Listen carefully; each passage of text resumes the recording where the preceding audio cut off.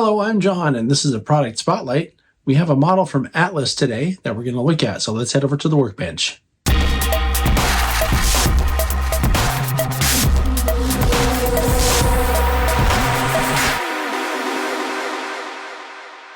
All right, here's what we're looking at today.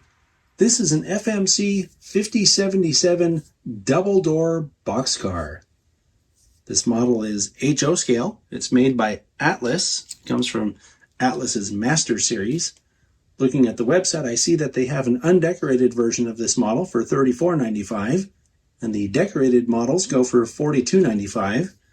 These are manufacturer's suggested retail prices, so if you shop around, you'll find them for less. These models come with an extra parts bag with a bunch of stuff in there, including some extra uncoupling levers in case you want to put those on. And looking at the website, I found several different road names and numbers. So your best bet would be to go to Atlas's website and see if they have the ones you're looking for. So as you can see from the looks of this model, it's decorated for Camino Placerville and Lake Tahoe, number 7715.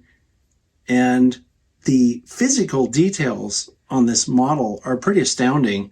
Everything from the offset double doors to individually applied little wire grabs and stirrups. The door tracks on the bottom are separately applied pieces.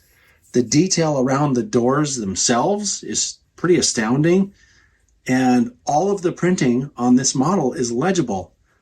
I did notice that the logo separation between the green and white is a little bit fuzzy.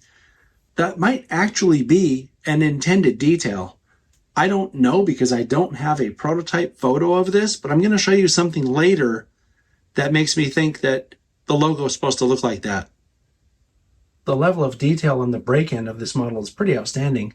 It has individually applied ladders on the ends, a very thin wire uncoupling lever, the brake wheel and associated details all separately applied. This is a photo-etched metal crossover platform, so there's a lot of good stuff going on here. And looking at the other side, you can see it has the same kind of detail here, including the separately applied door tracks and the fuzziness around the logo. So it's consistent. And now the A end, which has a very thin uncoupling lever, just like the B end, and of course, separately applied ladder detail and a photo-etched crossover platform. Remember I said I thought that maybe the logo is supposed to be fuzzy like that? Here's why. These boxcars obviously were repaints, and they've shown this on the model with this overspray pattern that goes all the way around. And what that is when they repainted these boxcars, they didn't bother to tape off the top, and this is what happens when you spray something and don't tape it off. So I suspect that the logo on the side probably was applied in the same fashion where it wasn't as crisply masked off. Now again, I might be wrong about that. If you know something about the Camino Placerville and Lake Tahoe Railroad or this car as a prototype, you're welcome to put a comment in the comment section and let us know whether or not the logo is supposed to be like that.